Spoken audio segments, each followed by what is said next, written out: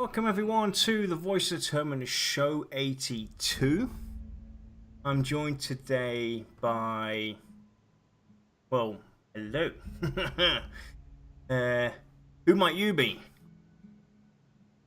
Someone who can't breathe on a mask. It's Lex. What's going on, people? Josh was here. He says hello. I don't know. He told me he doesn't like any of you. Go away. Maybe we'll get him back in a minute or two. He's having a few issues with his internet at the moment. I think he got cold feet, to be honest. Anyway, today's show is open discussion, anything and everything. We're going to talk about a few things that come to mind and what we've noticed and seen. But before all that, we have Bogzer in the background with us in chat to pick out some of your questions. Hello. Keep us all in line. Yep, and to bring up some talking points as well during the show. And we have Zathras in chat as well, one of our other mods, to help answer questions and lay down the law, take care of all of you guys and girls out there. So let's go and talk about one thing that I found out yesterday, actually, while we were sitting down trying to think about our September calendar. I went to the Pantheon website. I don't know when you guys have been, when's the last time you've actually been on there and had a look around. There's been two major changes to the website. They've updated the team webpage. They've actually now added everybody in that's come in over the last few months. They've rearranged the positions of your executive team, your creative team, your promotions team, and so forth and so forth. So they broke it down into teams. So give that a look. But what I wanted to talk about was the Pantheon difference first. There's a notable change. And please correct me if I'm wrong with saying this. But I remember vaguely, and so does Lexi, he concurs on this. You remember the NPC disposition and behaviors. That was once called Dynamic NPC Encounter Dispositions and Behaviors. They've now gone down and broken that up into two separate segments. They've now added in dynamic NPC encounter groups, talking about what we've been speculating on, what the community in the forums have been talking about for God knows how long. The fact of having NPC encounters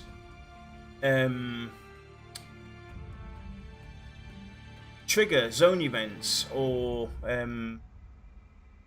attack other key NPC encounters. So for instance, goblins attacking orcs, or giants getting attacked by storm giants, and so forth. For us on our side, that goes way back to like show 40 or something. Yeah, that goes a long way back. This is one of the talking points that we will be addressing today, is what they can do about that. So let me go and quickly read what they said. Dynamic NPC encounter groups. The world is not static and unchanging. Every day is not Groundhog Day. Events occur that can completely change the population of a zone or the population of a group of NPCs within a zone. And the rarer the event, the rarer the rewards. Many exotic items can only be obtained when one of these zone events occur. An example: after you kill some key mobs guarding a hill giant camp, this triggers a zone event that leads up an invading force of storm giants who then proceed to attack the hill giant camp. And this is something that we've been advocating and talking strongly for. Having events like this that kind of drive the world forward. Exactly. Having NPCs engage with each other on top of us as PCs, with the environment, the weather, and the encounters themselves goes a long way when it comes to User entered your channel. a living, thriving world. And Josh is back, so I'm going to quickly go and bring Josh back up into this discussion. By the way, while Darren's doing that, Diablo, if you're still out there, I do want to talk about what you put in chat. Oh God, do I ever. So, God, don't worry.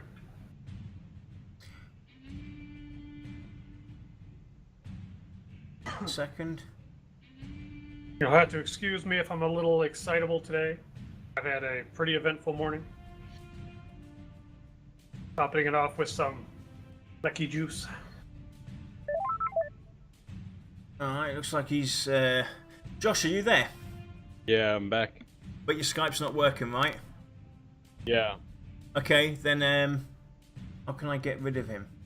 It's cool. Nice, he's there. How can I get rid of him? How can I get rid of him? Let's go and bring him back up. Go. There we go. There we go. Yeah, I know a guy. He seems to be back, so hopefully that Sorry, guys. sorts it My out. internet is. It's not a problem, Josh. It's so good. It happens. It I'll forgive you happens. this one time. You know, I've had it happen to me, multiple times. You know that. Anyway, getting back to dynamic NPC encounter groups and what we said, I think this goes a long way, moving forward, and offers the game a much, or the not the game, but more the genre, a much needed approach. We know that this isn't something new. This has been, this is something that's been planned or been wanted to be done quite some time now. The most prominent company to do this, or to try and do this, was SOE back in the day with EverQuest Next. This comes back from those days where they talked about having NPCs rival each other and us as players come into the mix in picking a party. So we might be a group of friends in a group, set out on a certain quest. We stumble upon this rivalry going on between these two NPCs, group encounters. You've got goblins and you've got dark elves fighting in the woods or whatever, and we have to now pick which side do we help, and that's going to have an outcome going forward for our personal stories and how we are going to engage the world going forward, and the quests and the lore. And it's something, these are the minor things that we're talking about that make a huge difference when it comes to getting involved in MMORPGs, especially in this day. Exactly, it's true immersion. It's what we've been asking for a long time. It's kind of like the difference between, being on a cardboard set shooting versus being in a city shooting a movie. You've got more depth. You've got more just everything, and it looks and feels more prominent, or like it belongs. Versus that cardboard set that's like, oh look, it's the same generic tree I passed 14 times already. Or it's the same generic goblin I killed. It just mixes things up a bit.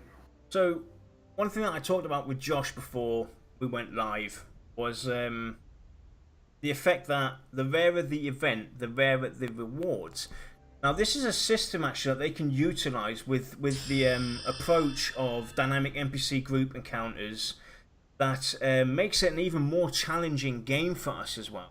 Now, with adding dynamic NPCs and the fact that rivalries can happen, or player characters can come in and wipe out a certain group of NPCs from a zone or from a dungeon and have them move around, makes that reward truly rare and something to go after, because you don't know where it's going to be. Josh could be engaging in Avendir's Pass, for instance, where the hill giant camp is, and he goes and triggers this event where the storm giants come in, and he goes and kills the main boss there, and he gets this really rare item. Now he's happy, he goes about telling everybody. Now other people come in. But at some point in time, something's going to trigger. Those hill giants might not be there anymore. They might have moved on. So everybody's gone like, well, what the hell happened? Where do I have to go now? You know, that makes it rare. That creates. That also creates something that we've been talking about as well previously in our previous shows about dungeons as well. Having events like this happen make dungeons more dangerous.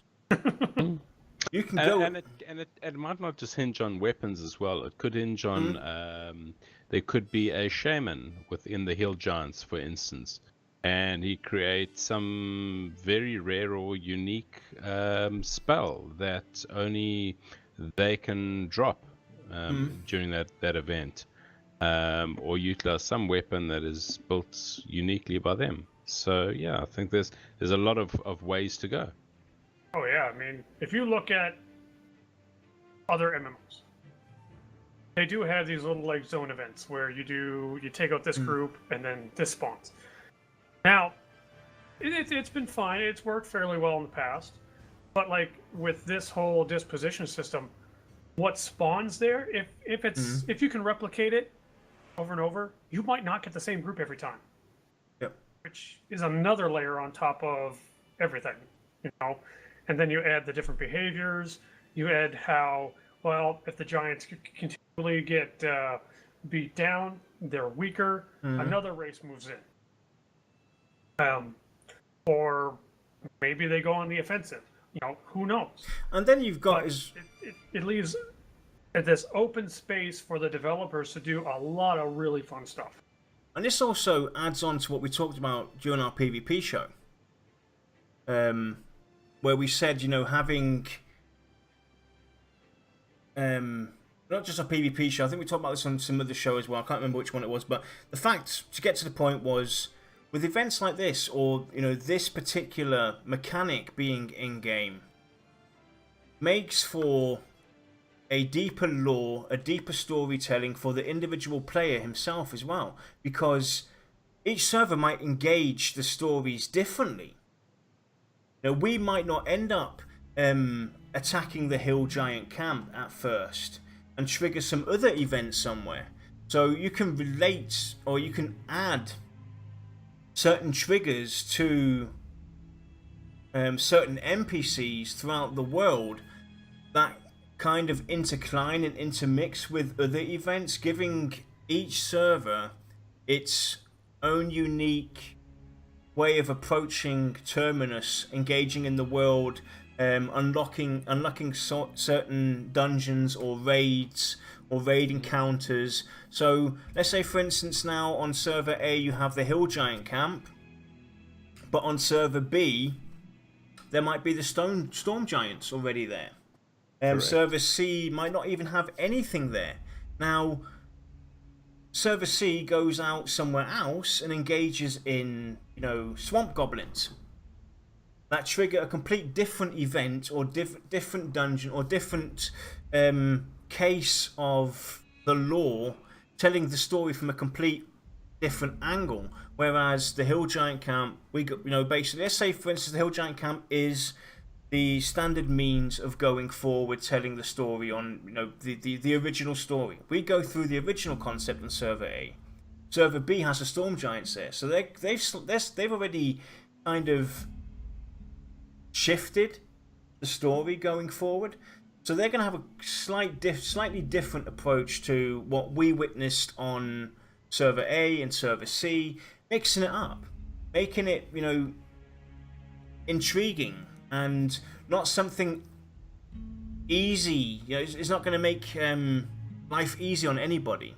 But this makes the game challenging, makes us want to communicate with each other, because server A might have already solved that problem that they're currently, server B's currently in, whereas server C might have, witnessed server A and B's problems already, and that starts, communicating on even higher advanced levels.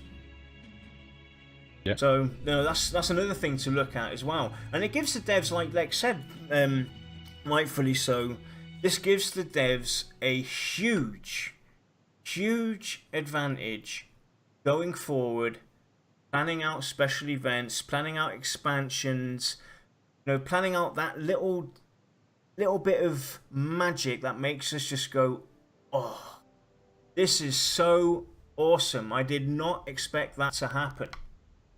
But it can also work in the sense that you could come across NPCs that you could befriend ultimately, and build up faction with them, where they could teach you different techniques in crafting and that type of thing as well.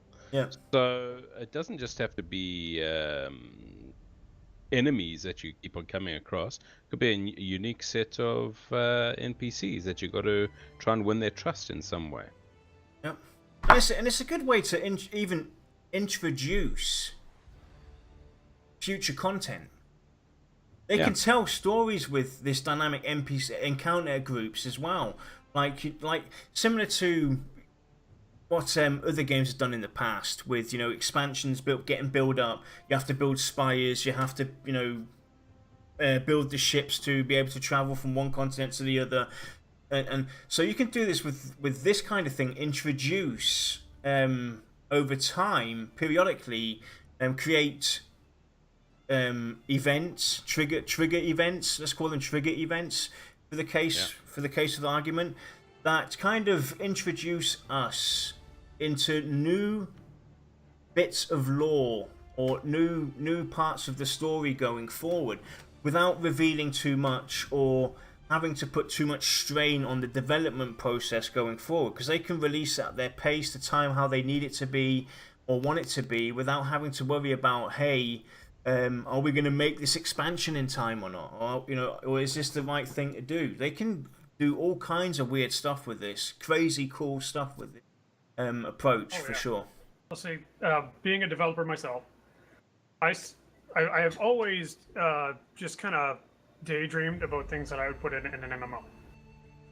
And I have thought about like dynamic worlds and stuff quite a lot, actually. And in terms of dynamic events, I always saw myself doing multiple types. And like in Aiden, he says that it would be really cool to have something like a mount that never comes again on a server. What I've come to conclude is that you don't want an event, which does take a lot of work, to never be used more than once. You want it to be used again, but you just want it to be so rare that people probably have forgotten about it. And obviously you can change the loot table. That's not even an issue. But like if you start adding all these different types of requirements for triggers or ways to trigger things, then you are going to get a lot of randomized, just a random kind of timeline for each server. Now, these can be like, player triggers or quest triggers or a combination of the both. Item triggers. Items. Someone loots the Sword of Avendir, then all of a sudden revenants come back. Who knows? But for lore stuff, I do believe that lore is something that does only happen once. Just think about the could be a cursed sword where it attracts undead. Yeah, exactly. But like if you're looking at dynamic events for lore that have a very strong base in lore, sadly there's no way to reuse those. But those would basically be timed or have combination of time plus certain requirements. Like this dungeon has to have had the main guy killed, and the server has to have been up for 3 months, and then this thing happens that progresses the lore. Well, let's go and quickly add to what you said and kind of digress what you said to the portion about the lore not being able to be reused. To some point, I definitely agree, but if we talk about, talking about lore also talks about the Celestials, the gods. So with this dynamic NPC encounter groups, blah, blah, blah, blah, blah, adding that into the mix as well. The way we will be able to address the so-called gods of Terminus and how they get introduced to us and how they can influence us over multiple multitudes of in-game encountering goes a long way with this system. There's so much that they can do. They can even stretch out the lore and twist it and turn it and manipulate it in ways that we, couldn't have done before with systems like this. This whole disposition and possibly dynamic world combined, if they do pull that kind of thing off, like I said, we know that the dispositions are going to be there. We don't really know a whole lot about dynamic world at this time. That's more of a pipe dream right now. But let's just say that happens. Okay, we get a dynamic world and we get dynamic NPCs. Yep. If they do it right, and granted, it's not something that you have to sit down and have like your whole team brainstorm to do this right. Do this right very simply. But if they do it right, you can extend your expansion pack release indefinitely. So then all of a sudden your expansion packs are on your timeline versus the player's timeline. Ooh. And another thing that they can really do as well, since we talked about the celestial gods, okay? We talked about the fact that maybe each server is individually different because they had a different approach to the way that they've encountered the game itself because of this dynamic usefulness.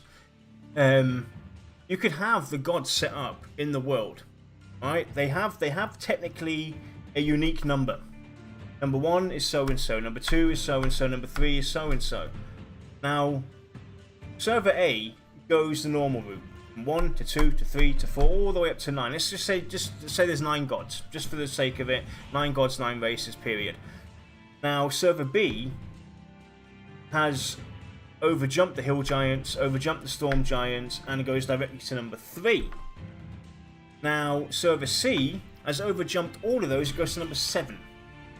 Now, your server, Lex, triggers the god number 7, opening up a complete new chain of events. Yeah. Joshua's server opens up the 3rd god, a completely new, different world of events happening, and my server does the normal route. We encounter the 1st god. Our quests open up here, there. This happens. This zone might unlock, and this raid boss might appear. So it definitely creates unique stories and gives them the possibility to work on. Yeah, let's say they do something like that. Where there's no real permanent rails, the direction of the story of each server. Each server basically becomes its own reality and its own story. I'm almost positive I'd make 3 or 4 characters on different servers just because I want to know how the story differs. And you could possibly find one that's similar but a little different to, like, oh my god, what is going on? The Scar are in King's Landing? What? Kind of thing. It's like multiple universes, though, isn't it? In your universe, Lex, Scar are king of the kings of Terminus. In Joshua's universe, the humans have rid the world of evil, and in mine, basically, guess what? We're not there anymore. We've all moved back to our original planet. It kind of creates multiple universes and definitely unique stories. What is explain to me what Pantheon is to you. Your story is going to be completely different to my story, completely different to Lex's story because of the way we've engaged the world. Everybody's going to have their unique way of sharing what Pantheon, Rise of the Fallen is to them over years to come as well, which creates a very unique and interesting community as well going forward. I would love for Pantheon to have that whole dynamic world and everything so that things don't feel so on rails. But like, I have a dream that Pantheon's tagline becomes Pantheon, my story. It's all about my story. Well, that's something that, boom, good idea. Hey, Exactly. Yeah, you guys watching? Expansion. Some many years or whatever down the road. Pantheon, your story. Alright? Boom. Where you actually address each individual player through their past personal experiences. They get their own little mini story for that expansion. You know? Well, yeah, I mean, that's something that's always bugged me about expansions. You know, you get like this class, this big, we'll say your epic from EverQuest 1 is like your class story, okay? And once that's over, it's done. And then when you get to expansions, it's kind of like there's the expansion story, but it's not your story. Your story just ends up being a bunch of random encounters throughout that expansion. Telltale Games does this actually brilliantly. Yes. Add this into an MMORPG, into an expansion. You haven't played the previous episodes, or you haven't played the previous season. We call it seasons. You haven't played the previous season. Walking Dead's a prime example. You can have the game because you've now got season 2 or whatever. You dive right into season 2. You can select choices that you want to take. You know that's evolved for story season number 1, or you can have it generically be developed for the average you. Of players. Exactly, the average choosing. Imagine doing something like that for an expansion for an MMORPG.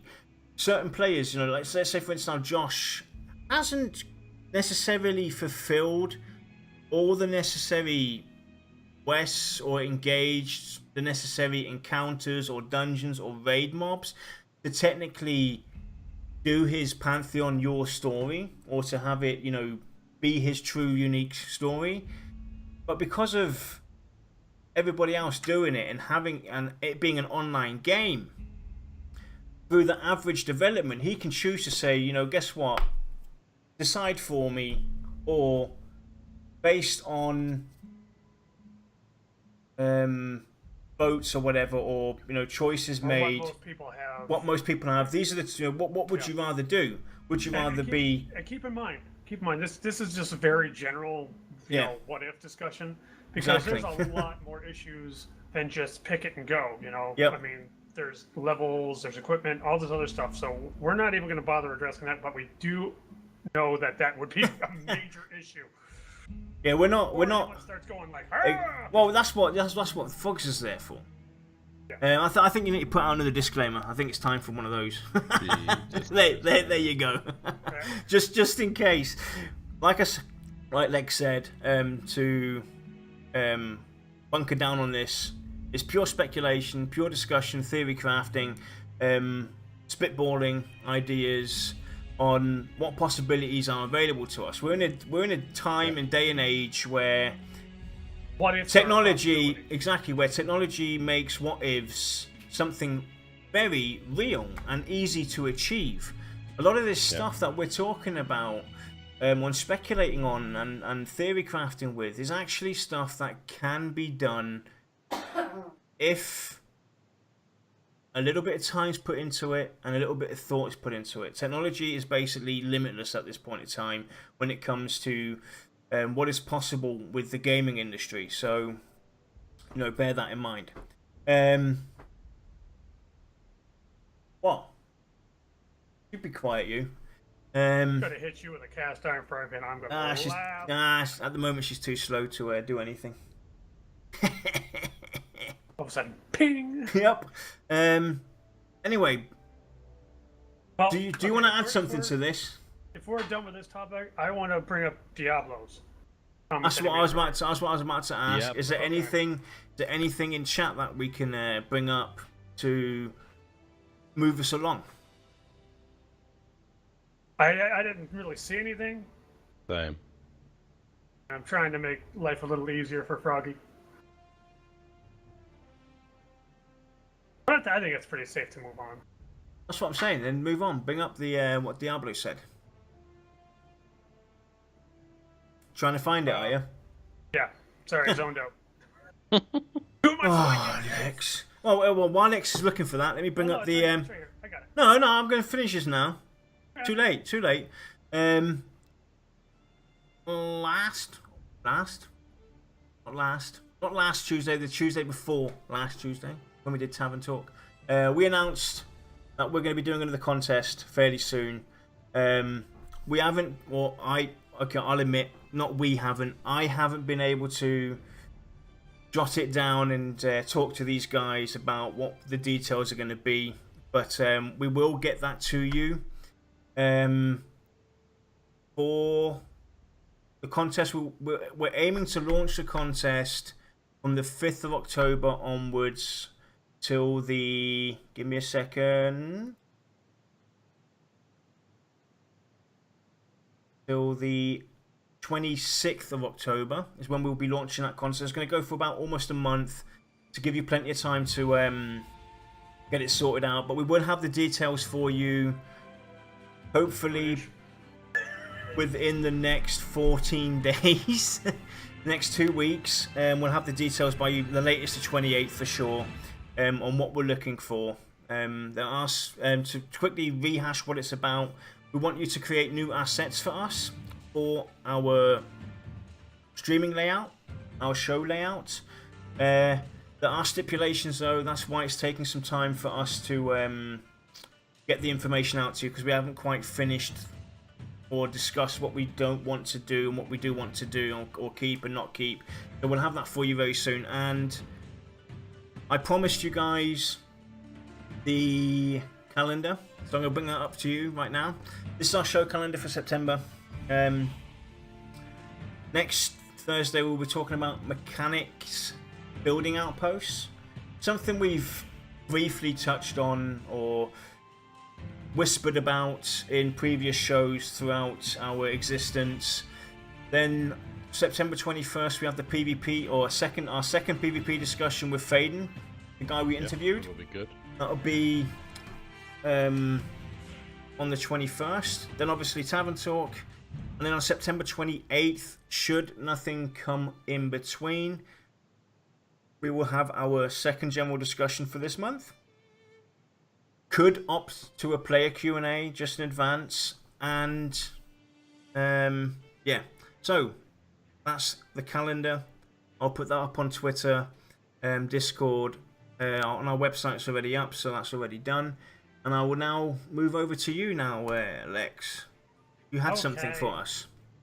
Basically, Diablo brought up very early on during the pre-stream was XP chains and notorious monsters. Those that don't know, XP chains are basically, if you can kill multiple creatures, you get XP bonuses. To a point. I think it's a great thing to have in games, because it really, if you balance it correctly, you can kind of have a reason to push your group to go just a little bit further, a little bit harder, and granted, sometimes you die. Because you get greedy, like I do.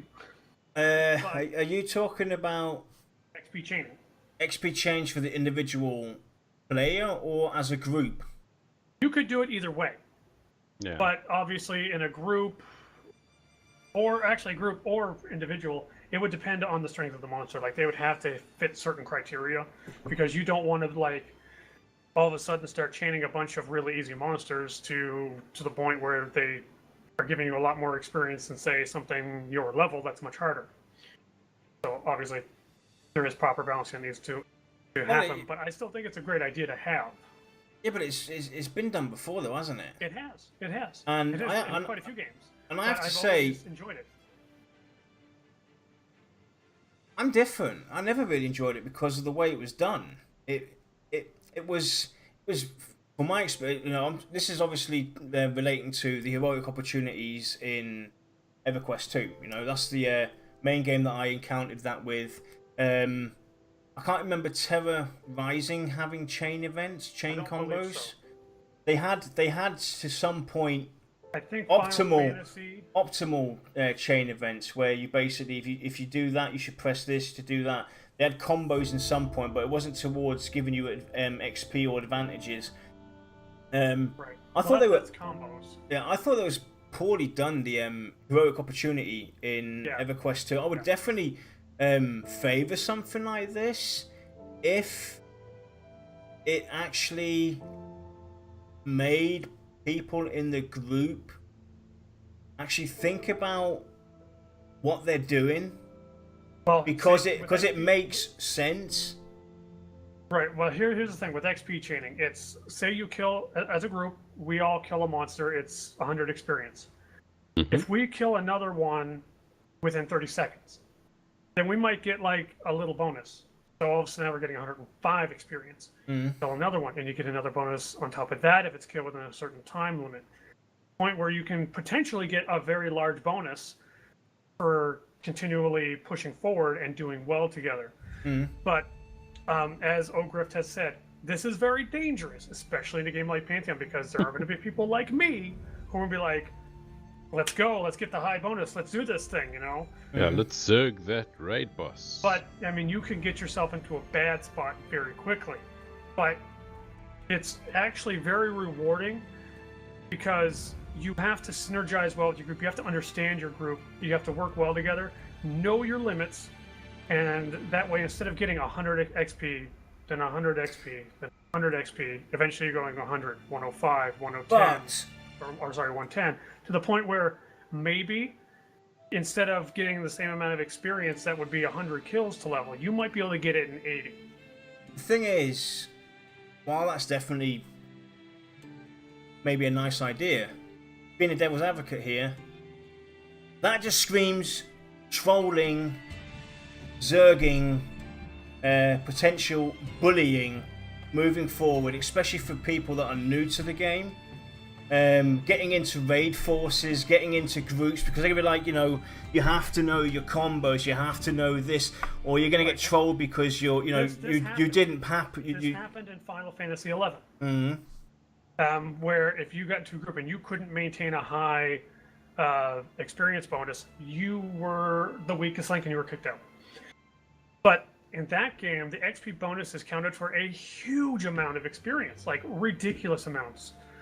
I think that if it was ever considered for Pantheon, it should be in, because it's rewarding to a group that synergizes very well together, while keeping that bonus balanced to the point where it's not a big deal if you don't get it. No, don't get me wrong, Lex. What I'm saying is, if it's done wrong, that's what's going to happen, and it's going to be absolute devastating for the game. That means the devs will have to make sure, if they do something like that, which I'm in support of, don't get me wrong, is they have to make sure that they let everybody know when playing Pantheon that, hey, this is actually a very important mechanic that you need to learn. Because if you don't, you will not survive this game. It has to be made. This will have to basically be something that the devs have to advocate, and us, the players, have to have an understanding and, you know, an awareness to other people going forward. It's because this just screams to me your typical hardcore. We don't want anything. We don't want anything to do with the rest of you. You're all a bunch of whatever. Noobs. Honestly, I'm a stat junkie. I love seeing all the stats that I can possibly get my hands on. Experience chains, or I'm just gonna call them XP chains. I'd be fine with that stuff being hidden and just being a bonus that we don't see.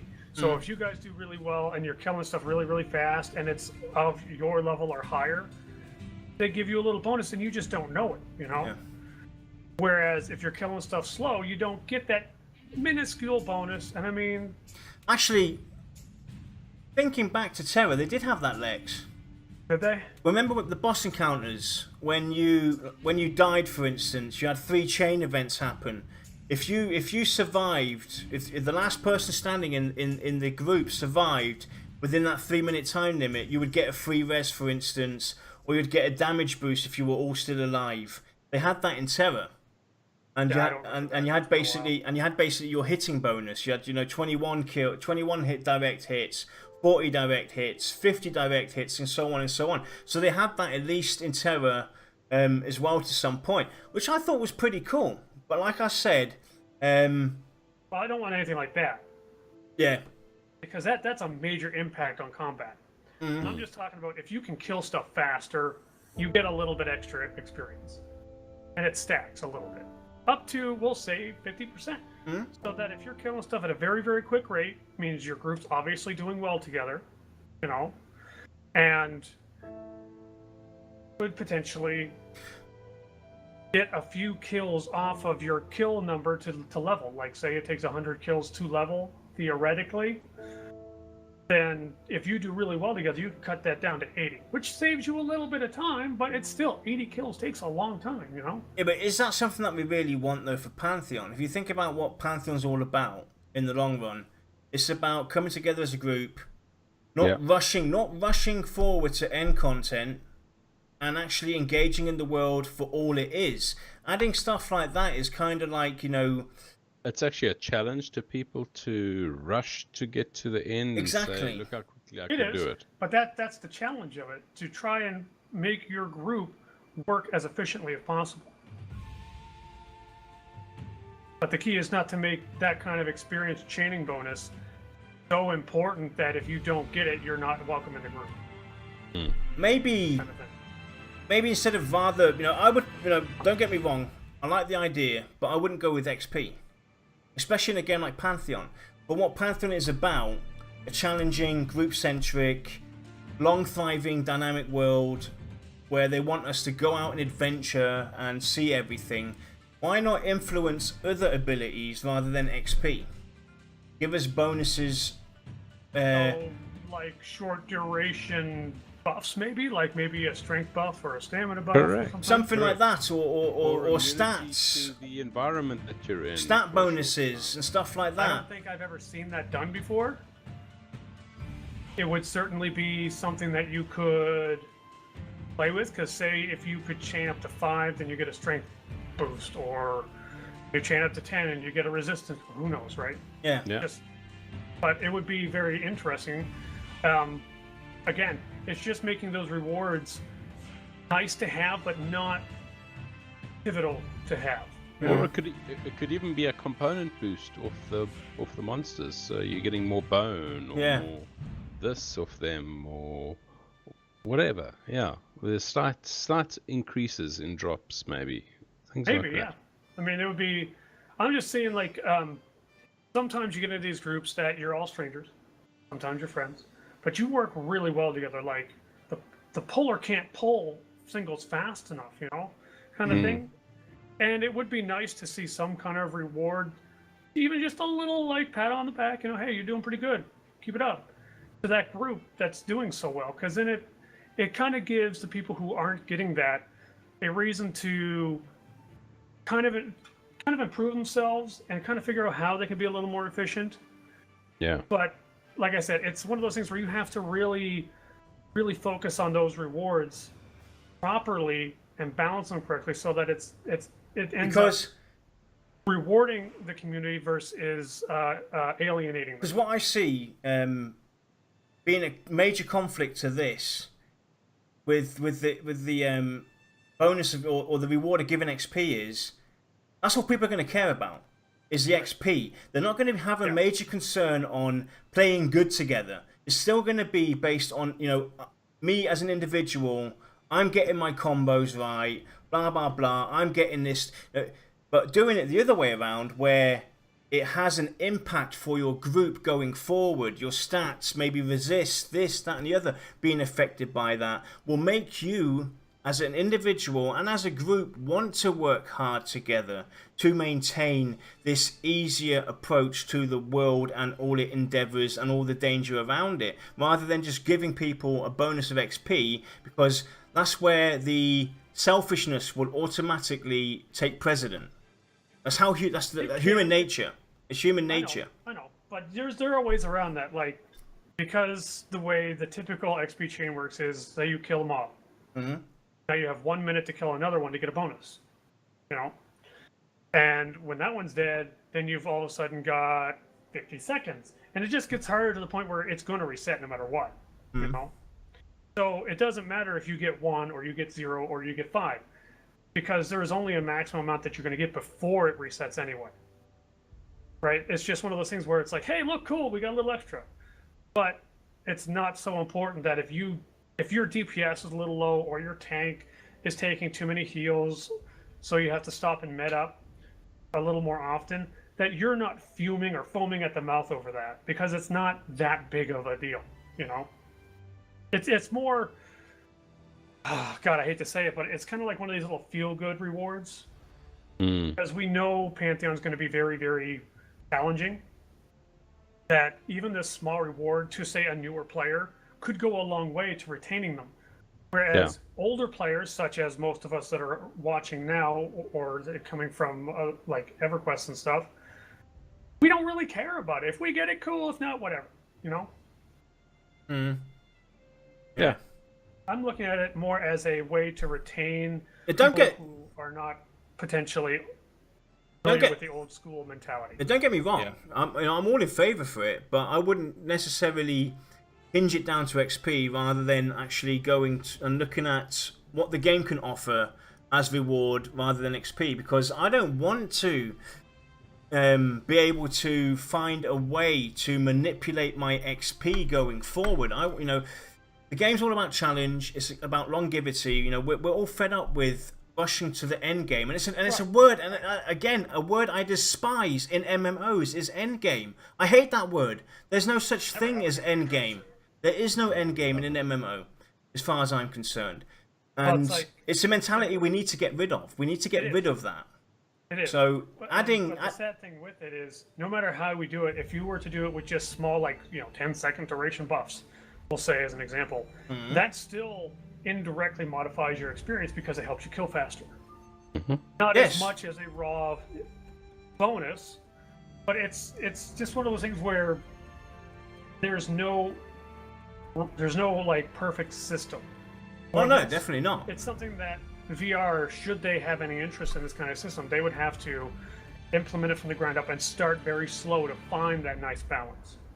But since you've been rambling on for too long, I'd like to get Josh's opinion, because it's been me and you on and off, and Josh has just been. He needs to learn to get a sign that's like, shut up, Lex. So Josh, please give us your input. I think that it can work so long as it definitely does not cause any people to rush away. I'd hate for people to be getting to the end levels within like 2 weeks because they've suddenly found an exploit that they can use because of what they've been doing. Right. So for me, that would definitely not be it. But in the fact that maybe you get something like a treasure bonus somehow, so you get maybe 5% more coin that you pick up for a period of time based on that. That would also be a good thing. And something which isn't going to break the game but is going to benefit the group, grouping together, I'm all for something like that. Yeah, definitely. I agree. That's the thing that I really hope happens with Pantheon, is the fact that when you join a group, no matter what group it is, you will want to give all your best for that group as an individual and as a group player as well, regardless of what group you're in. That's what we should all thrive to be, doing in Pantheon, is coming together and giving all your best and everybody looking out for each other.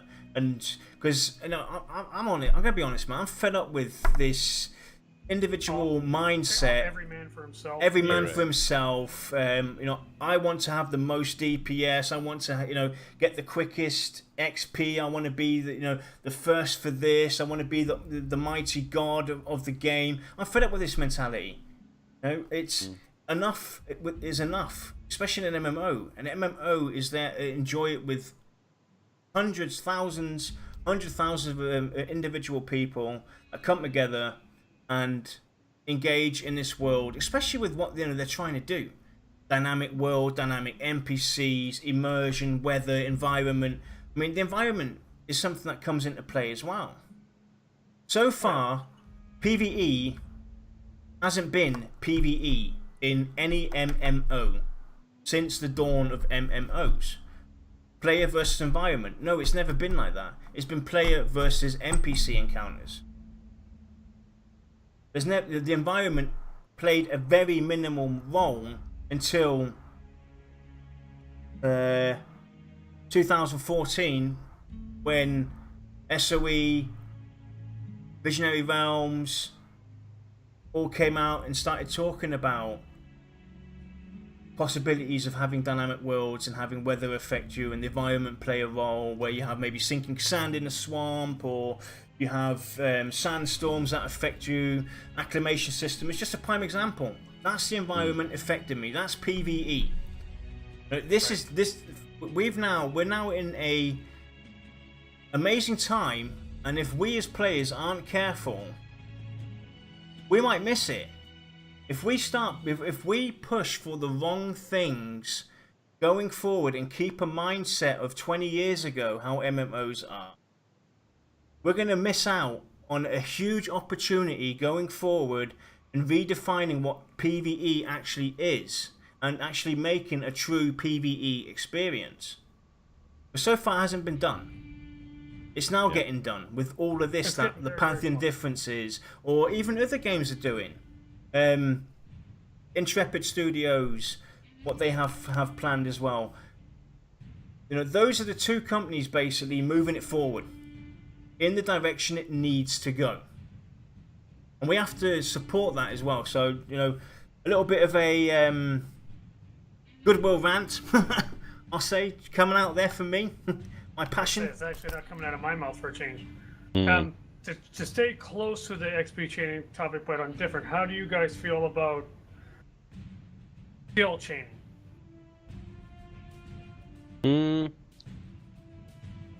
That's more of the more towards the heroic opportunity, right?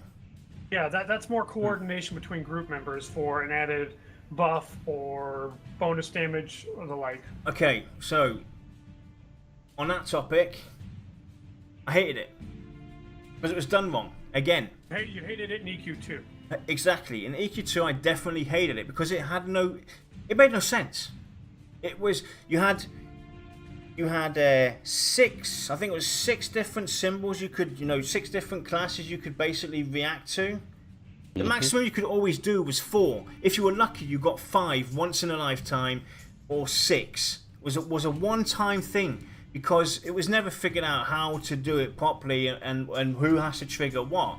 Now, I like the challenge of that, but I would like to utilize a system like that. If it's there has to be a way for us to be able to get to understand how it works through maybe teachings within the game, through an NPC or a quest or this and that. And it should have it should play a significant role.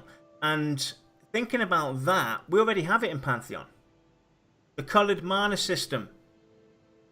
They already talked about it. The coloured mana system is kind of what that system is going to be. Having white mana crystals with the red mana crystal come together from the cleric and the wizard, boom, there you go, there's your heroic encounter. This is now going to happen. Or your druid with the green mana crystal and your dire lord with the black mana crystal. Now he's, they've got this heroic opportunity happening. I go and use my green one as a druid and call upon the thunderclouds to come along, and the dire lord now unleashes with his black mana crystal a chain reaction that basically gives us that heroic opportunity, and boom. So it's kind of already in there, but we don't know all that much about how that particular system is going to work. So it's already in there to some point. It says these exotic abilities create an opportunity to subclass your character, allowing players to customize their class to a degree, but without removing the interdependency between classes that is key to a group content and building community. Well, I'll try not to hog the limelight here, so I'll ask Josh this. Josh, how would you feel if there was interplay between abilities for different classes? For example, a warrior has a dot that's called open wound. What if a shaman could come along and do a disease-based dot and then turn that open wound into a festering wound? Yeah, I think that'll work pretty well, so long as it doesn't become cheesy. Right. You see that effect in what is it? Guild Wars 2, where somebody casts like a firewall, and you can fire your arrows and through Through it it. type of Yep. thing, and suddenly your arrows become fire arrows, and stuff like that. Oh, it really, for me, it just felt a heck of a cheesy. But yeah, I like the subtle things like that, where your ice could open up a bigger wound in a rock golem or something like that. Yeah, it's definitely something that should be done to some extent. It's all about making it feel right. Like Exactly. Josh said, it can become too cheesy, or it can become too generic, or it just is completely off. If it's done right and makes sense to an extent that it doesn't disrupt the core game, and Right. going forward, then hell yeah, I would love to see something like that, because it's part of the immersion. Right. A wizard casting ice comet, and a ranger then shooting an arrow swiftly after that. The arrow goes through the ice comet, becomes an ice arrow, and penetrates the fire dragon, and boom, it's doing additional damage. Makes complete sense, right? So, stuff like that. If it's done right, and it's because the fear I see there, I don't know how it was in Guild Wars. I don't know if Josh played Guild Wars 2 to that extent. The fear that I see with systems like that is it's again the flavor of the month. You have to use this ability, this combo, otherwise we're not going to be effective in the group, because we don't want to have to strategize or think how we're going to approach this encounter. Attitude is the fear that I see happening with systems like this. I would love to have them in there, but it's something that has to be tread on carefully and approached with a lot of thinking and planning. And this is something that if the devs want to do it, please put the time in to do it right. Correct. I mean, as a ranger, I would like to have some sort of just like your Dungeons & Dragons type ranger. They, one of the various versions, they actually had the ability to have magic as well to a certain level, so they could create maybe their own poison arrows or fire arrows or whatever the case may be. I see that interdependability between classes is key, but not so much that, hey, if I'm going out on my own, damn, I'm not going to survive because I don't have 4 or 5 other unique class types around me to be able to make me effective ultimately. Eureka moment. A way to maybe implement said system. What about, depending on what is in your group? Now, this is something that EverQuest 2 did with a few classes. Prime example, the Fury could, later on through his AA tree, he could basically get a spell where he could cast a healing ability onto a different player within the group. Now, thinking of what Josh or Lex suggested and how it could be done, I'm thinking about something maybe, depending on what you have in your group, obviously the combinations, the possibilities are going to differ depending on what classes are available to you. But let's say, for instance, now we've got a group of 6 people. You've got your tank, your healer, your DPS and whatnot in the group. They can then, let's say for instance we have now a wizard in the group and we have a ranger in the group. Now the wizard, depending on how he's skilled, because we would love to have the opportunity to have the wizard be able to skill multiple ways and still be relevant, interdependency and so forth. Let's say for instance the wizard skilled ice.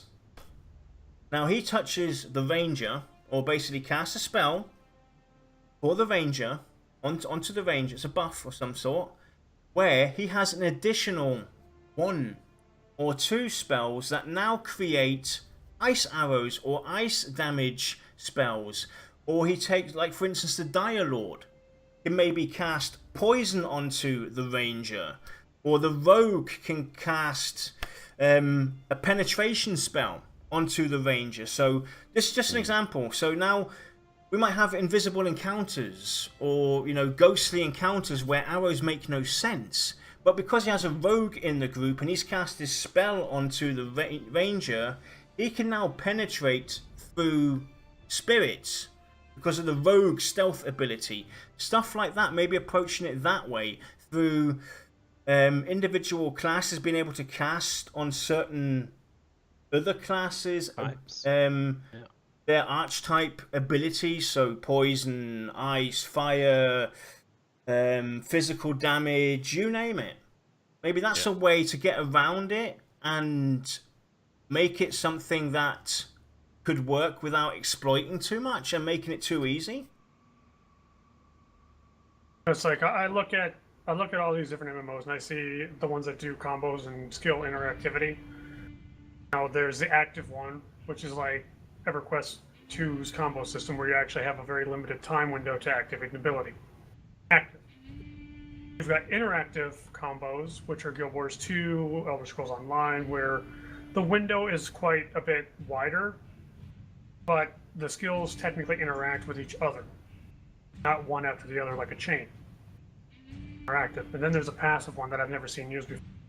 Kind of like in the example I use, where the warrior uses one, the shaman would use another. It would actually morph the warrior's open wound, make it a festering wound, but it would still have his dot on them. And it might increase the damage. It might change the bleed damage to disease. A couple things you could do with that.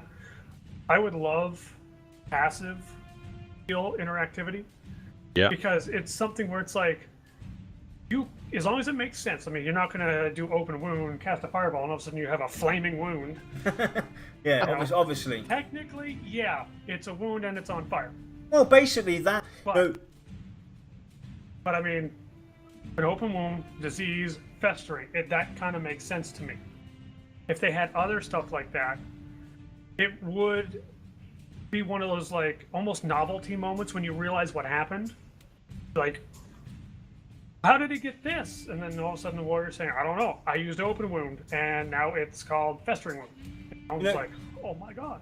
To address quickly two things to Catharthris, I definitely, definitely agree. That's already in there.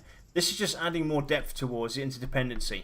And now addressing what you just said, Lex. Of course, open wound, festering wound. It's a physical ability. It's a physical damage. So only somebody with physical damage spells can apply that effect to open wound. Now, to get the poison in there, to explain that, is you have maybe a necromancer or a rogue in the group, or maybe even a wizard, a mage who has specialised in using poisons. Or you have a Dire Lord in the group that's cast that now. He's basically obtaining his poisonous abilities. So that makes it now from open wound to festering poisonous wound. That makes sense. That's how you would basically do it. Definitely. Something that I can see opening up quite a lot of combos, possibilities, and not necessarily that flavour of the month. That kind of eliminates that flavour of the month, because you'll want to try out all different kinds of abilities, and if that's a big if, we can skill to some point how we want and still be effective to some point within a group. Simple example: single healing cleric, group healing cleric, battle cleric, still being relevant and having those effects interact with other classes. I can see that going a long way and making it for a lot of fun and challenging again at the same time, because this time we might not have the group healing cleric in our group when we go into this said dungeon. Now we've got the battle cleric. It makes us have to rethink our organization, how we're going to approach this encounter. Normally it's a DPS or it's a bunker down mob where we technically would need to have the group-centric healing cleric in the group. Now we're going to have to go and think about this. How are we going to do this time? With the battle cleric. With the battle cleric, we're going to get an additional DPS, so we're going to have to try and find a way to utilize that to beat this guy down maybe a little bit quicker than what we normally do with the group cleric, who just, you know, keeps us all alive until he's beaten down. Yeah. That kind of steps into like the whole specialization realm, which again is something that we have very little to no information on. It's fun to speculate, but I think I would feel more comfortable waiting for more information before I even started to speculate on that one. Yeah, definitely. But I mean, I would definitely love to see someone's job be able to be done in different ways. I know when I'm a healer, and in the few games that I feel comfortable being a healer, I tend to be that almost raid spec healer that does a single massive heals versus group heals. Just my play style. Yeah. And I got friends who like playing healers all the time, and they like doing like crazy stuff, like the one that can heal a whole raid with one spell kind of thing. It would be very nice to see that kind of specialization so that you could really make your class feel like it's played the way you want it to play. Yep. It always bugged me getting forced as a player through the development changes as well. It's something that a lot of developers are kind of like, you know, they chewed the wrong arm. If you look at the changes, the huge changes they made to EverQuest 2, for instance, with healers. Since when is it my job as a healer, in general, doesn't matter if I'm a Templar, an Inquis, a Shaman, a Mystic, a Druid, a Warden or a Fury, since when is it my job to do damage in a group, to heal? Right. Now, if you were, like, say, an offensive healer that has debuff and that reaction heals the group, I could definitely see that. Definitely. If it's a choice. If you're a typical holy cleric, I mean, there's no reason why you can't run up and smack things with your giant mace. Exactly. There's no reason not to, unless you want to be conservative. But that's a playstyle. I mean, but I've never seen them being the big nuker, because you're all about, you know, touchy-feely, make you feel good kind of thing. I mean, if it's something that people want to do, then fine. You know, some people could argue that with what I'm saying about giving each class multiple options is kind of a handout.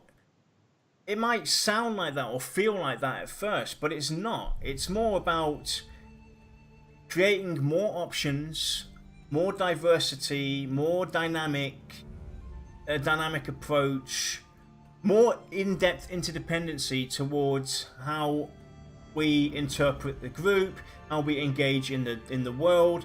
It gives us more options, and it makes it for a more challenging game, because that's what we're fed up with easy mode. So what better way to offer hard mode when you offer dispositions and behaviors, dynamic NPC encounters, each of the classes being able to pick their playstyle to some point. Like I said, single healing, group healing, battle healer, defensive tank, off tank, whatever else a tank could possibly do, a defensive wizard, an offensive wizard, a wizard specialised in a certain skill set, the rogue, and so forth. So each class would have its choice and its play style. It's not always going to be necessarily optimal for this group or for this dungeon or for this raid and so forth, but that makes for the challenge, making it work, because we have NPC dispositions and behaviors, dynamic NPC encounters, smart, very smart AI, situational gear, it makes for this for because I'm fed up with. I'm fed up with DPS, DPS, DPS, DPS, DPS. Yes. No matter where I'm you tired of go, DPS races. it's DPS. Get into this dungeon, we have to be finished in 3 minutes because if we don't, we're gonna die. Enough of that crap. Right. It can happen sometime, but I would rather have. I don't have DPS necessarily with my group today, but I would still like to go and do that dungeon. I might have to go and take this a different approach and still be able to maybe get the sense of accomplishment by trying it out. I might not succeed, I might succeed. It might take me an hour, it might take me 10 minutes, but I still want to have the possibility to still go out there and challenge myself and the group that I'm with. Buy a GPS. I think a lot of the challenge in the game should actually be how do you make your playstyle effective against this current disposition or set of dispositions. Yeah. So it's like how do you make your setup work? It's not a this trumps this. It's not Yeah. rock paper scissors shotgun. It's they'll all work. You got to kind of think about it. You know, you got to Compromise. take your time. You got to The be group. willing to get people to help you. You know. The group has to compromise. In every relationship, you meet in the middle. Boom. If you don't, you do not succeed. It's that simple. That's how life works. And so should a group. You meet in the middle. You compromise. A leader has to take charge and say, well, hey, guess what, group? I don't care what you all think. We don't have this option available. We have this option, and we will make it work. Compromising. That's what it comes down to. Right, and that's also a thing that I'm pretty sure Josh may agree with me here that a lot of particular MMOs have taken away from us. You know, we no longer have the desire or willingness to compromise on anything. Mm-hmm. Yeah. No, you're 100% right. It's definitely something we need to kind of slowly return to. I feel. Yeah. Definitely. And I'm gonna have a very hard time with myself. I'm not saying this like I'm on a soapbox. No, I have but a very hard time with that. it's also important to express this as well. Also to VR. Everybody should voice their concerns and speak up and talk about what's frustrating you and what should be done or what could be done or what possibilities there are out there to help them make the best possible game for themselves, first and foremost, and for us moving forward. VR are trying to revolutionize and bring back the glory days of MMOs, and we need to help them do that by being truthful to ourselves and being honest and saying, this has disturbed us for so and so many years, or this is something that we would love to have be done. We would like to take care or to put more thought into this. It's very important that we do this. And, we've been on and off today on soap opera boxing and ranting at these things, but because we're passionate, just like everybody else out there is passionate. But it comes down to your tone and how you approach it as well. We have to support them and help them, overcome these challenges, because it's not just a challenge for them, it's a challenge for us as well. Right. And I mean, let's face it, a challenge is really what keeps people interested. Mm-hmm. Yeah. I mean, if this wasn't the case and you would see people constantly running the same raids, the same dungeons from 2 or 3 expansions ago because you can solo them. I mean, there's some people who will do them from time to time just for nostalgia, but it's no challenge. You don't want to do it all the time. Or at least no one that I know does, I should say. Yep. The challenge is what constantly makes you want to go back, to prove that you can still do this. To prove that I can get a little farther in here. Something of that nature. So, I want to move on to another subject that was discussed in our Discord. Yes, we do frequently ask people to help us with our topic design and structure. And this is something that Svarty posted. And this actually fits in really well what we discussed today about exploiting, toxicity, and so forth, is how competition is important for game and how non-toxic competition between players can be made and encouraged. What are your thoughts on that? Let Josh take the reins first. The Does he mean the actual nature of the way people are getting along with one another, or Competing. I could be wrong, but it's a way is try to find some way to promote a non-toxic sense of competition. Yep, exactly. That's what he's talking about. You know, healthy competition. Yeah. You know, because we know, raid forces are going to compete against each other.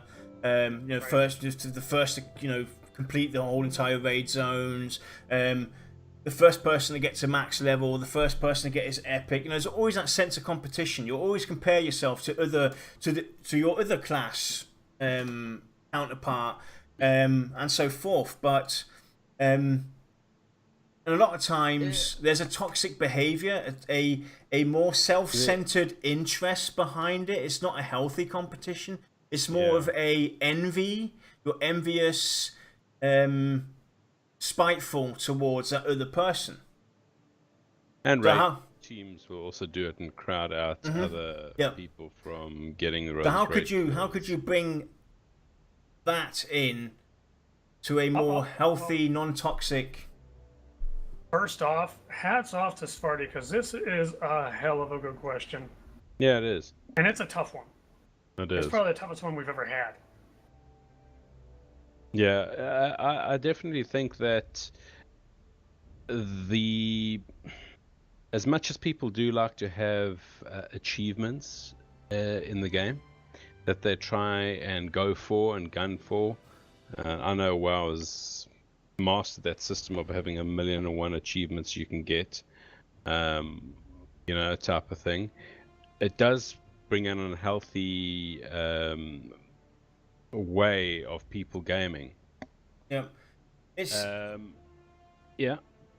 It's something I talked about with him today as well, saying, because when he asked me this question, I was kind of like baffled and thinking, what can I say to him? And the way I see it is, technically there is no toxic competition if it's not introduced by the developers themselves, because it's something that's been put in through the game development or through the community, because they add leaderboards, they add achievements into the game that make us want to compete. It's human nature.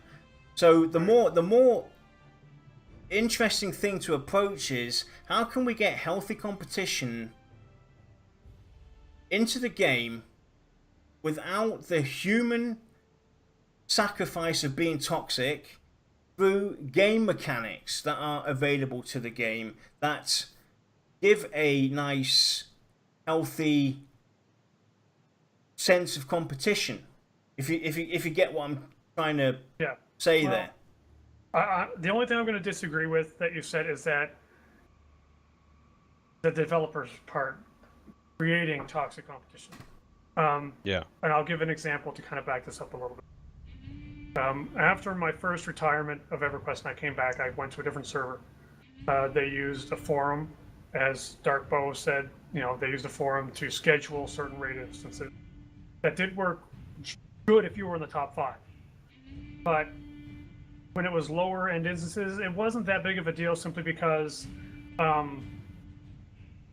it was uninteresting. It was 2 expansions back and people really didn't care about it. On this server, though, there were guilds that were dedicated to completing all of the expansions in order. Now, the forums are great.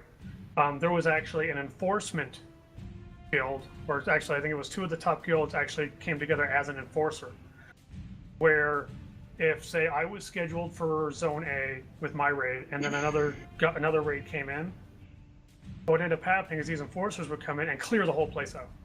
Because these guys were like best of the best on the server, could walk through this stuff. And they basically continually clear that zone until these guys got their chance. Yeah, but it's something though. But that's a lot of work. Yeah, but again, it's something though created by the developers though. They created that to happen, and they didn't do anything. And they didn't do anything about it, because obviously they must have been aware about it. They must have been aware of this, and they did nothing. They were aware, but they didn't create that competition. It was just the fact that the design promoted it because of the caliber of people that were doing this. Mm-hmm. This other guild that didn't bother to pay attention to the schedule, it was just the nature of those people, or that leader, I should say. Yeah, I don't that mean. person didn't care. I don't mean when I say they create. What I mean is basically they've through the failed programming or failed or the lack of thinking it through and just rushing ideas and everything. It does create to some point an unhealthy environment. This competition that a lot of people end up exploiting. That's what I maybe should have rephrased that when going in. Right. That's what I'm talking about. Basically, is if it's not done correctly and not taken care of, and they just rush things, it can create stuff like that we exploit and stuff like that. Anyway, like this instance where they used the forums schedule and the players are policing themselves. Mm-hmm. That came down strictly to community. The developers were hands off. They didn't care that this guild that's 3 expansions ahead of this content just rolled in. They really don't care. Mm-hmm. But all I can really say to the people who are wanting to avoid toxic gameplay, because like I said, in the past I have been a very toxic player. I acknowledge this and I am sorry for it. And I go forward trying not to be. And it's not easy. But that's my personality, I get upset, my mouth runs a mile a minute. But it's all about who you surround yourself with. If you're in a guild that is highly competitive and people are kind of going about it the way that you don't agree with, although you are getting a lot of progress there, you have to decide for yourself, is it worth it? Is this worth all of the internal strife that you're dealing with and all the drama just for the sake of progression in a make-believe world? But it does also boil down to the developers creating bottlenecks. Yes. If those bottlenecks become a situation where it becomes a frustration for players to move on in the game and they become stuck, so to speak, then that's bad programming in my book, or bad development. I would say it's bad design. But that's the word. Yeah. There is, what do you do if you want a raid zone to be accessible by multiple raid parties? You have to make that thing huge. You have to add multiple avenues, possibly permanent choices for a set time period, meaning this raid cleared this tunnel, so that's the only way they can go for now. Yeah. But the next raid comes in behind them, and they can choose which of 3 tunnels they clear. They clear this one, and they're good. And never the two shall meet. You could do that for a couple, but eventually you're going to see the same design over and over and over again, and you're going to get bored of it. If, like I said, in a perfect world, guilds and players would respect each other. Never happening to a full extent. And people would share. Again, never going to happen 100%. But that's why I say it's all about who you surround yourself with. The way I got over a lot of my toxic behavior, and we'll just say bad behavior, was because I started surrounding myself with higher caliber players that brought out the better side of me. And I ended up actually enjoying my experience much more. So it's, again, a personal choice on where you are hanging out with, so that you can get the best experience for yourself. I mean, it's definitely also a very important question for Smarty as well, especially with Pantheon, because open world, open dungeons, open raid zones, it's definitely important and something that has to be looked at from multiple perspectives, from the community perspective, from the developer's perspective, to not fall victim to past bad design flaws and so forth. Preventing this, because with this huge game, this huge world, and these dungeons and everything. I mean, it's healthy to have competition. It is. Definitely healthy to have it. It makes some people, you know, they get a kick out of it. I personally couldn't care less. It's a PvE game for me, so I get my kick out of engaging with other people and seeing everything. But some people, you know, they need to have that competition, and it's helpful for some, especially for the raid force. It makes perfect sense. And in PvP, oh god, definitely. You know, without competition, there's no point in PvP. Love me some good raiding. And train of thought's gone. I got distracted by whatever. I think it's something that, you know, has to be looked at again and again and again to make sure that we get the best of it from the get-go and don't fall short running in later on in you know, after maybe 6-7 months or whatever the game's been out. We end up getting surprised because, you know, something bad's really happened. We didn't even pay attention to it.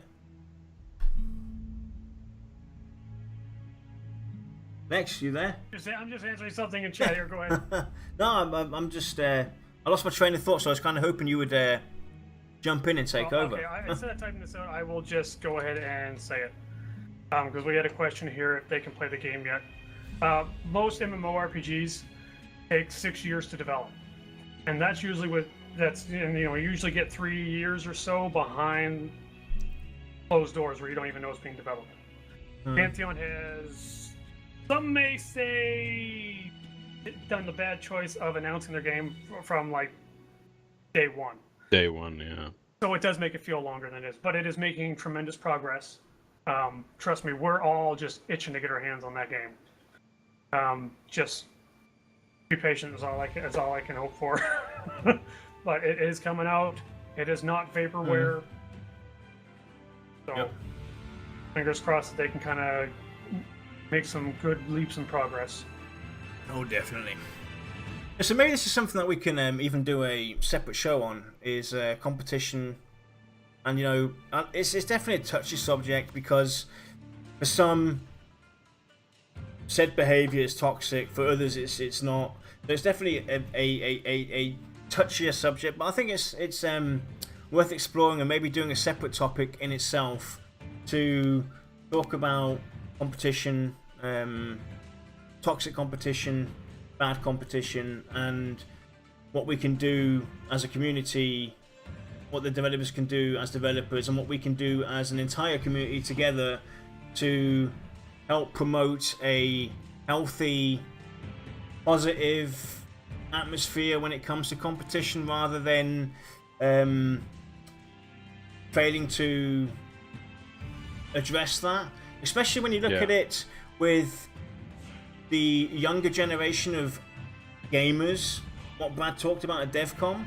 Maybe another big reason why a lot of people nowadays, especially the younger generation, do not want to commit to a MMO long term because of the lack of policing or the toxic atmosphere that is just living in these games, that just makes them just want to go and play single player game or not hang out with people in that MMO.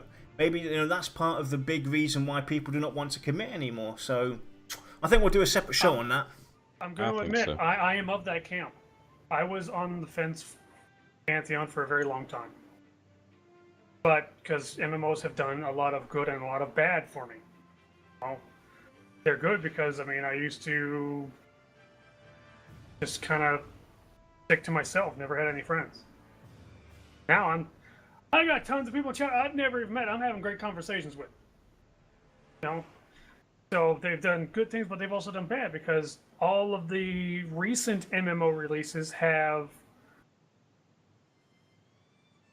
I want to say they've almost jaded my perception of MMO communities.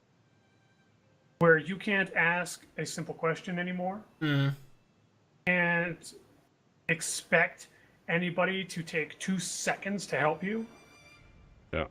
Where, in my mind, that hurts the game, a game that you're spending money on and obviously like playing.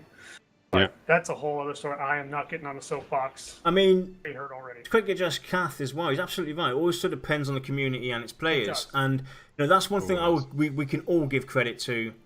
SOE, Daybreak, Brad McQuaid, is the communities that they kind of created through with their games have been outstanding. They have been role models when it comes to communities that you want to have. I would love to have the EverQuest community, EverQuest 2 community, the Vanguard community, you name it, any given day of the week over any of the others. And it's the same thing that we have here as well with Pantheon. The community that we have is passionate, loud, butting heads and everything. But one thing that we do is we respect each other. And we get along with each other, and we disagree. Sometimes, it might bite, it might hurt, it might pinch, opinions and everything, but we still get along. And that's something that is a Brad McQuaid. It's a Brad McQuaid trait. It's something that he's created. Yeah. As far as I'm concerned, that's my personal opinion. One of his pillars, isn't it? Well, it's like, God, if I can get back my train of thought back on track. And while you think about your train of thought, I wanted to quickly touch on blocking encounters. I was actually happy that I could do that in EverQuest 2. Because it used to really tick me off when people just came along and started to, train entire zones or dungeons and grab all the encounters just because, hey, for the fun of it and whatnot. I was happy that we could lock encounters to get, to stop trolls from trolling.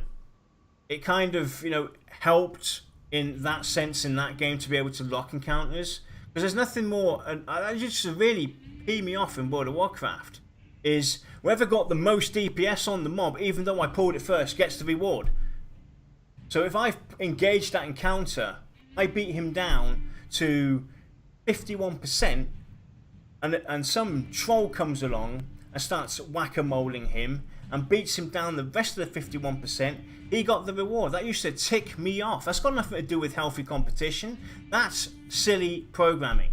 I pulled the encounter, it's mine, as far as I'm concerned. Unless it's PvP, unless it's competitive, a open encounter.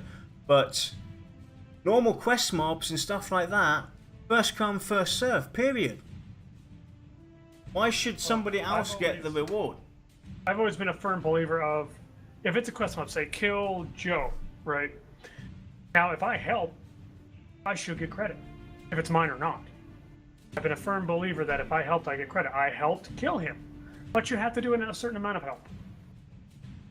It's very difficult to do, and I think I've seen 2 games that did it. That's why I kind of disagree. If I wanted help, I would have had somebody in my group to help me. Right.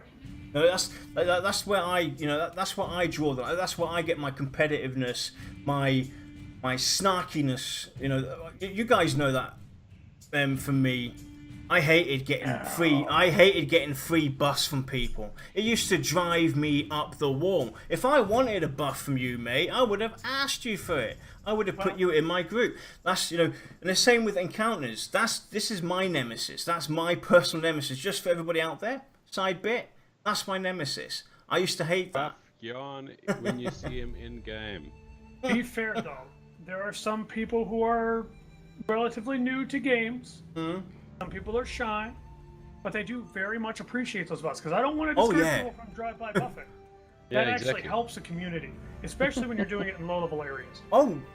There's sides to everything.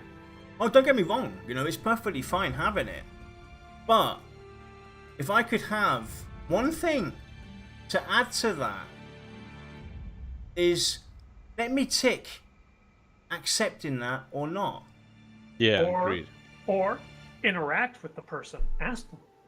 Or that would be the most in a perfect world. Socialize in a social That would be the most perfect way to do it. But the most easiest way to combat this and make Yanida happy is let me decide if I want to get a drive-by buff, or if I want somebody to whack-a-mole with me, even though he's not in my group, let that be an option, and then I'll be happy. Just joking. Anyway, you know, it's that's my nemesis. So that's where I get my trolling and toxic vibe from, because everybody's got it. Come on, Josh. What is your nemesis, mate? Lex has been open about it. I've now opened up and told everybody what my nemesis is and what. I hate ninja guild invites. I think we all do. If I wanted to be invited to a God. guild, I would go and do my research into a guild. So that just annoys the life out of me that people do that rubbish. Yeah, I can't stand it. Well, it's like for me, drive-by guild invites is one. Also, it's the dueling. The drive-by duelings are the one person who sit there and constantly duel you when you're constantly hitting ignore. I would rather have sexual relations with a cactus covered in rubbing alcohol. What about? Then give you the satisfaction of dueling you. I usually hit okay after like the 4th decline. I let him kill me. Go there. Are you hard now? What about VR? If you watch the show, do us all one favor. For shits and giggles, just for laughs and everything, add an additional button when a guild invite comes. Do you accept this invitation? Yes, no. Ninja invite. If you press that button, automatically that dude gets zapped. You know, something like that. If I click on it's a ninja invite, boom, he gets zapped. Oh. And then, you know, that would make me. It would be even better if that person could be teleported to the other side of the continent. Yeah, something like that. Add a little mechanic that basically lets us, you know, poof, he disappears. He gets, you know. I would feel better if it was a case of if you decline an invite, then you know that person cannot invite you for 24 hours or 12 hours or something, you know. But if they get X number of declines in a row, then they can't do any invites period for however many time. That's only if there is not an option to automatically decline guild invites. I mean, granted, there has been a few times where I've been waiting for a friend to show up because you have to see the person to invite them, and standing right in front of me, I get a Ninja Guild invite, don't realize it, accept. Right, I've got another question though. And please tell me again how much it costs for 100,000 gold as well, for about the 1000th time in 5 minutes. That's just a heads up, guys. I'm running short on time. All right. To finish this off real quick. Now we know all the passion we have for ninja invites when it comes to guilding, but what about the ninja group invites? Where's the stance there? Oh, I hate that too. Hate it. Especially because they're going to be the first ones to complain when you don't meet a certain requirement. Anyway, I think we talked enough and rambled. EverQuest community. Agreed. We rambled on for long enough. We hope you all enjoyed the show. Yeah. We will be back next Thursday where we talk about the mechanic of building outposts. I just had. Shy, anything in chat pop up real quick?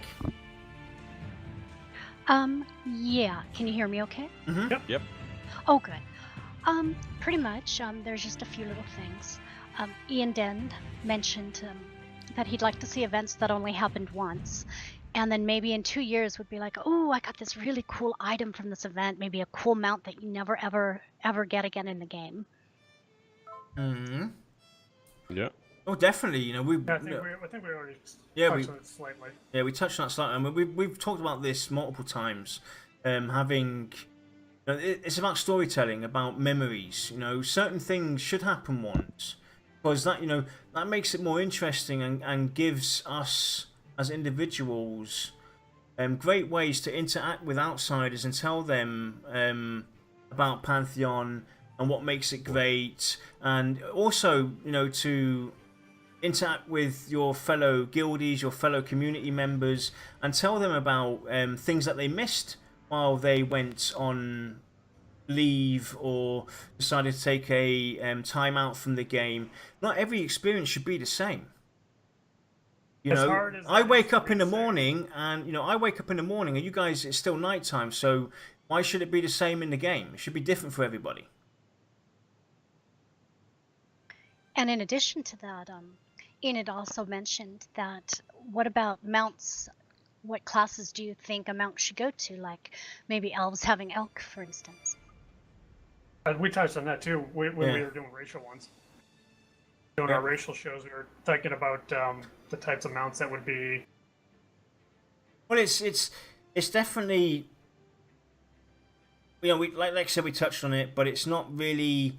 It's something that I think we will have to do a separate show on once we know a little more about the lore.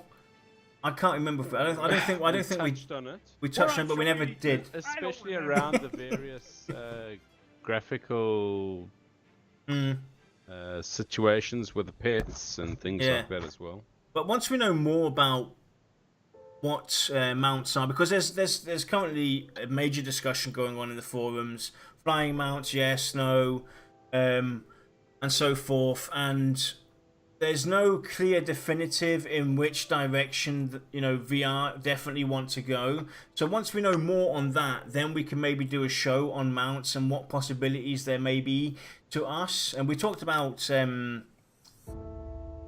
animal breeding or whatever it's called. Help me out. What's the English term? Husbandry. Husbandry. There you go. Animal husbandry. So yeah. Next one, Shy. Well, I'm gonna take the second here. I have to say goodbye, people. All right. Bye, people. It's been a pleasure. Thank you guys for dealing with our rantings. Have a good night, morning, wherever you are. We'll see you later. Take care. Bye, Cheers, Rex.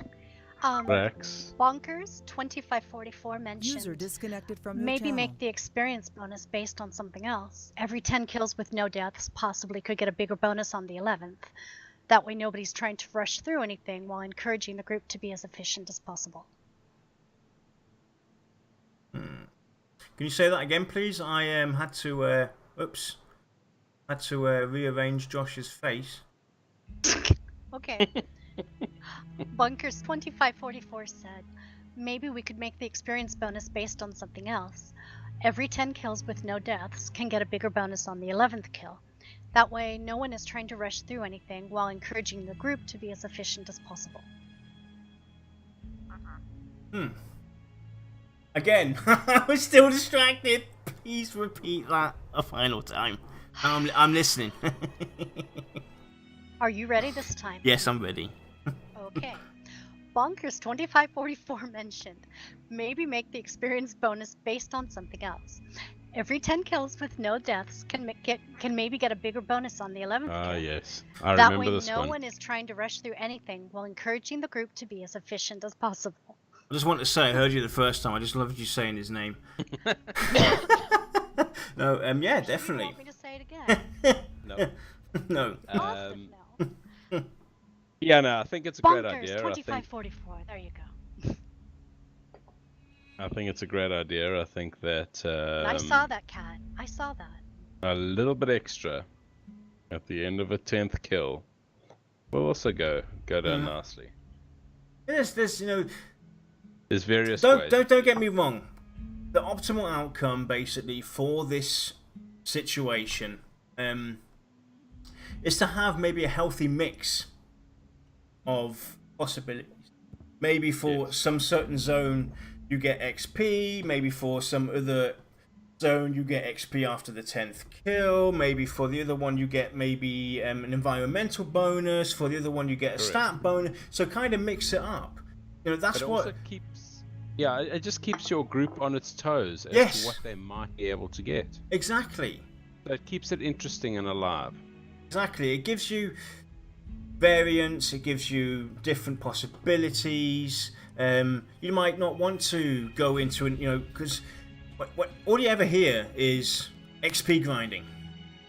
XP grinding, XP grinding. Maybe I don't want to XP grind, but I still want to group with the group and do something effective. And you know, this gives you possibilities to go and do that and explore that. So yeah, definitely. You know, mix it up. Anything else? Yeah, we had one last thing from Catharsis, who was mentioning about, and I'm pretty sure we had brought this up in a prior episode, but still, it's a great idea, about having like removable gems, where you would change your gem and boom, you're an offensive healer, and then you change into something else and boom, you're a debuffer, etc. I think they will go along those ways. I'm pretty sure at some point they will give bonuses to certain spell types a healer might have, and it might be an offensive type spell or could be a defensive type spell. So yeah, I do think that could happen. Yep, definitely. I mean, it's all a matter of patience right now, and waiting to see what happens in the coming months.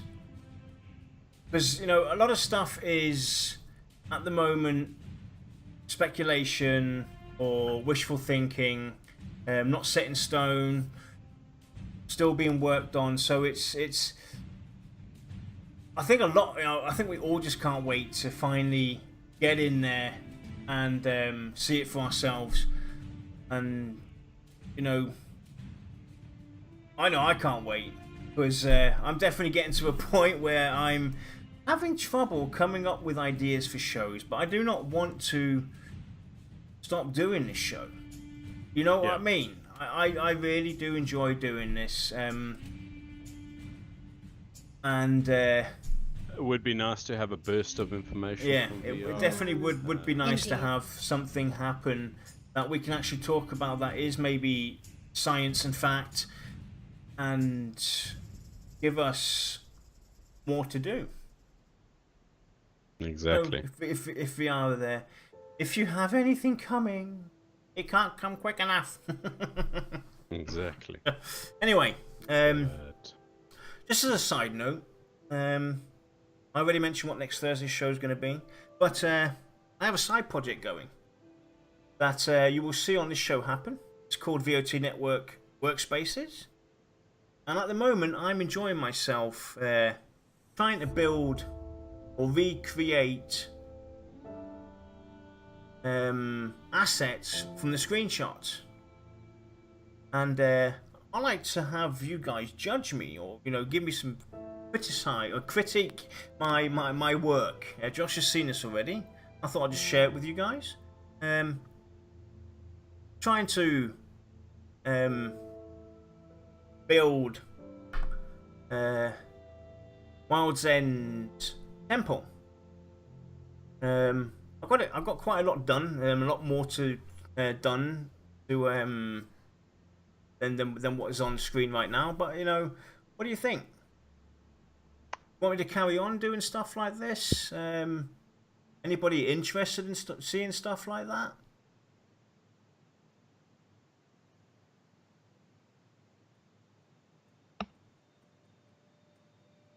So anyway, Josh. Yes. Your final words to the public out there? Well, I think Ogrift was says it best. It's fun just shooting the breeze. It is. But yeah, it's great to speculate. It's great to talk about things, what if, etc. Yeah, I think it would be nice to actually get a lot more stuff from VR that is more concrete as well. And I understand. I have a feeling that you and I discussed the other day, but I do think that maybe they aren't releasing stuff as quickly as possible because of other external situations happening. You guys can't see it here, but I think Joshua spilled ketchup on his jumper. I did. Oh, so okay, it looked like ketchup. No. It's great to just discuss these type of things and bounce them off what is key for everybody, and hopefully some of the stuff makes it in, and VR listen. Yep, cool. Yep, so thanks for joining us, everyone. A long show again. Don't know what the hell's going on at the moment. I guess we're compensating for the shorter shows. We're trying balancing it out because we do want to try and give you guys an hour of VoT awesomeness. Yeah. Silver Fox, we can't have him on enough. Anyway, thanks for watching. Have a great night, and we'll see you all next Thursday. And if anybody has an idea or has something that you want us to talk about, or spitball with, or you want to come onto the show, anytime, you are welcome. You see the links on the screen right now, how you can get in touch with us, where to get in touch with us. Little secret, Go guys. for it. I used to be just chatting away like you guys on the side over there, and I joined in one day, and maybe I got suckered into this, but yeah, I'm doing these shows through that time, so you can come on as well and enjoy it just like us. Yeah, we would love to have, just to finish off, we would love to have other people on here, like you said, Ogriff, shooting the shiz with us, and telling us from your perspectives what you like, dislike, what you think, rather than us just rambling on. I would love to have a show where I don't even have to participate in the show, just be there in the background while others shoot the shiz. So yeah.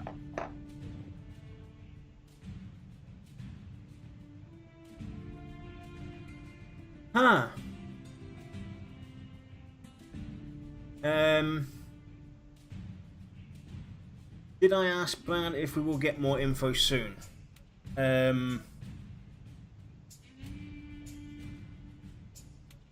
Of course. We obviously talked about community, and obviously, me being vocal in the community, and a true supporter of what VR are doing, and obviously, taking to heart what people have to say about it. I obviously, brought up the concerns that we are seeing throughout the community, be it the close community, the people that are already pledged, and the ones that are still on the fence. Of course, I brought that up and talked to him, and informed him about this. So he's definitely been put in awareness that there is definitely certain concerns when it comes to the information and stuff like that. So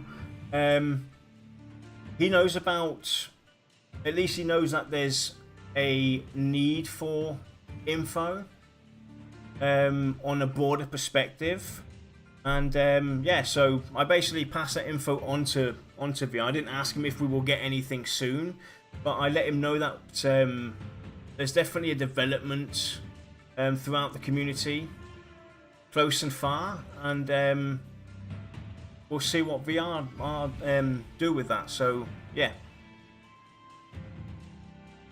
So I will relieve you all now. Share your final words. We'll let you end the show today. I hope everybody has a wonderful weekend. Nice and easy. Good night. Good night, Take care, everyone.